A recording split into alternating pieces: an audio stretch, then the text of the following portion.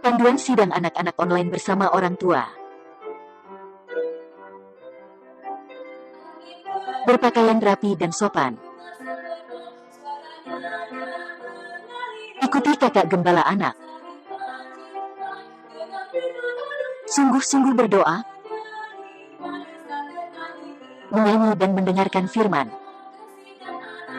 Tidak melakukan makan, main handphone, tiduran, dan lain-lain. Tuhan Yesus memberkati. Halo adik-adik, apa kabar semua? Masih tetap sukacita ya, karena masih di rumah saja. Kalian sehat-sehat semua? Puji Tuhan. Nah, pagi ini kita mau memulai sidang anak-anak kita. Sebelum kita memulai mendengarkan firman, berkidung, kita seru nama Tuhan dulu ya. Kita berdoa bersama-sama. Oke, kita seru nama Tuhan 5 kali ya. Oh Tuhan Yesus, oh Tuhan Yesus, oh Tuhan Yesus, oh Tuhan Yesus, oh Tuhan Yesus. Oke, kita berdoa. Kak Indah berdoa. Kalian yang di rumah ikutin ya, sama-sama ya. Tuhan Yesus, Tuhan terima kasih Tuhan. Terima kasih untuk pagi ini. Kami boleh kembali bersama-sama datang. Kami boleh kembali bersidang anak-anak. Karena itu berkati kami Tuhan. Di rumah kami masing-masing, kami tetap belajar dengan serius mengikuti sidang anak-anak. Terima kasih Tuhan. Amin. Nah, puji Tuhan. Nah, kita sekarang akan belajar bernyanyi bersama-sama. Nanti akan ada video. Nah, di dalam sidang video itu nanti adik-adik bisa belajar, ada teksnya, juga ada gerakannya. Oke, kita belajar bernyanyi bersama-sama ya.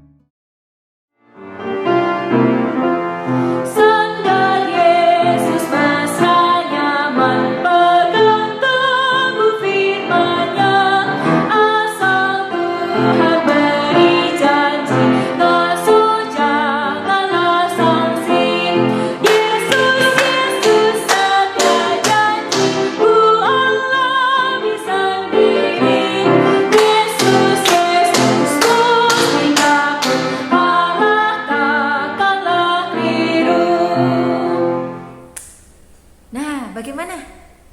Lagunya seru ya? Oke, yang belum bisa nanti bisa ikutin lagi di rumah, diputar lagi ya, supaya bisa menyanyikan dengan penuh sukacita. Ya, bagaimana kita bisa setiap hari belajar bersandar pada Tuhan ya. Yesus setia janji. Amin. Sekarang kita akan mendengarkan firman Tuhan. Nanti Kak Sinta akan membawakan cerita.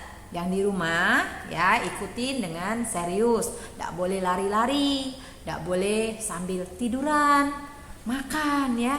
Harus mendengarkan firman Tuhan dengan serius, sehingga hari ini semua kita bisa mendapatkan firman Tuhan.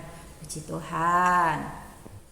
Sebelum kita mendengarkan firman, kita berdoa bersama-sama dulu ya adik-adik. Yuk kita berdoa. Tuhan Yesus, terima kasih Tuhan, karena kasih yang begitu besar Dikau mendapatkan kami untuk mau mendengarkan firman Tuhan. Tuhan dapatkan telinga kami, juga mulut kami, dan hati kami untuk kami persembahkan hanya bagi Tuhan. Biarlah firman Tuhan dapat tersusun di dalam hati kami. Terima kasih Tuhan Yesus, kami mengasihi-Mu. Amin. Nah adik-adik, sebelum Kak Sinta cerita nih, Kak Sinta mau tanya, pernahkah adik-adik sakit demam? Pasti pernah ya. Terus pernahkah kalian ketika sakit demam, suhu tubuhnya ini diukur menggunakan alat? Pernah? Nah, Kak Sinta mau tunjukkan nih. Ini adalah termometer. termometer air raksa. Ketika mau menggunakan termometer ini, kalian harus menggoyang-goyangkan dulu supaya air yang ada di dalam kaca ini dapat turun ke bawah. Selanjutnya ada termometer model lain. Yang ini namanya termometer digital. Kalau mau menggunakannya tinggal pencet atau tekan tombol yang ada di sini. Ada termometer model lain lagi. Yang ini adalah termometer telinga. Cara pakainya dimasukkan di dalam telinga. Sinta mau tanya lagi nih. Adakah adik-adik yang saat ini sedang sakit demam? Kalau kalian sakit demam, biasanya suhu tubuhnya berapa sih? Betul. Ketika sakit demam, suhu tubuhnya pasti di atas 37 derajat Celcius. Ketika suhu kalian 37,1 derajat Celcius, pasti badan rasanya sedikit gak enak ya. Terus ketika suhu tubuhnya naik lagi 37,5 derajat Celcius nih, pasti suhu tubuhnya semakin gak enak. Nah, kenapa sih kok bisa demam? Suhu tubuh manusia kan 37 derajat Celcius. Ada juga yang 36 derajat Celcius. Yang mengatur suhu tubuh kita itu adalah hipotalamus. Dia terletak di otak kita. Hipotalamus itu seperti termostat yang berada di AC, yang berfungsi untuk menyetel atau mengatur suhu tubuh kita. Kali ini Kak Sinta mau bercerita tentang bagaimana Tuhan Yesus ini menyembuhkan seseorang yang sedang sakit demam. Nah, adik-adik, Alkitab kan memberitahu kita bahwa banyak orang yang ingin bertemu dengan Tuhan Yesus. Mereka ingin melihat Tuhan Yesus, mereka ingin mendengarkan ajaran tentang Tuhan Yesus. Kabar tentang Tuhan Yesus ini sudah tersebar di mana-mana. Banyak sekali orang yang sakit yang ingin disembuhkan oleh Tuhan Yesus. Tetapi Tuhan Yesus ini tidak tinggal di satu kota, tapi berpindah dari kota satu ke kota yang lain. Tuhan Yesus berjalan nih. Waktu itu Tuhan Yesus ini pergi mengunjungi sebuah kota yang disebut Kapernaum.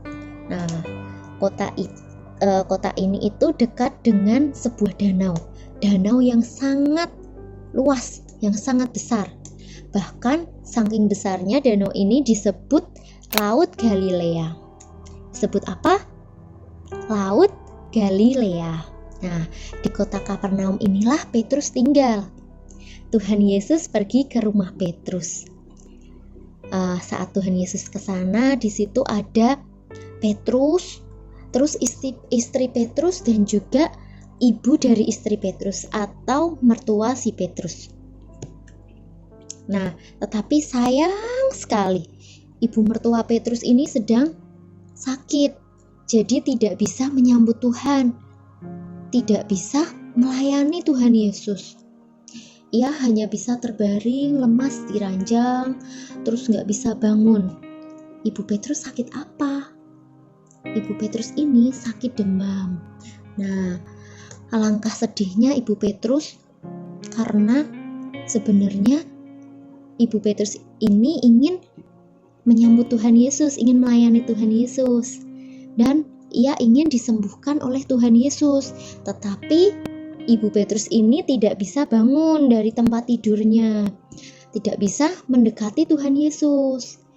Maka Petrus dan istrinya ini segera memberitahu Tuhan tentang keadaan ibu mereka. Kira-kira menurut adik-adik nih, pedulikah Tuhan Yesus terhadap ibu Petrus? Betul, Tuhan Yesus sangat peduli terhadap ibu Petrus. Nah, kemudian Tuhan Yesus ini segera datang ke tempat di mana ibu Petrus berada. Tuhan Yesus masuk ke kamar Ibu Petrus. Kemudian Tuhan Yesus memegang tangannya Ibu Petrus, lalu membangunkannya saat itu juga. Dan Tuhan Yesus menyembuhkan Ibu Petrus dari demamnya. Ibu mertua Petrus ini merasa sangat sehat dan segar, bahkan bisa langsung bangun. Sangat senang sekali Ibu mertua Petrus ini.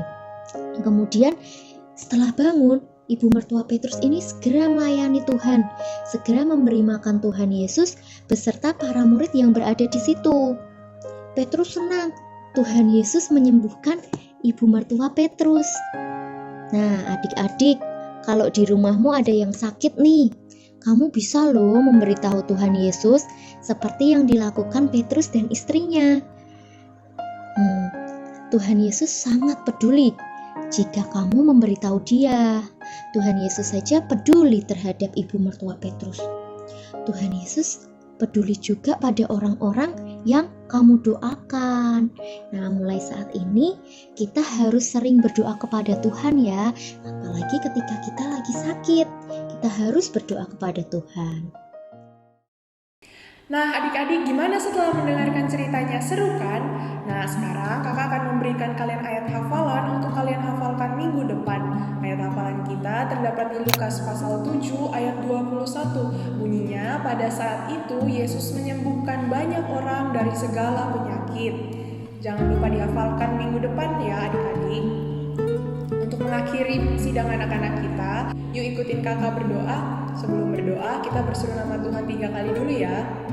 Oh Tuhan Yesus, oh Tuhan Yesus, oh Tuhan Yesus. Tuhan, terima kasih Engkau Allah yang menyertai dan memelihara kami.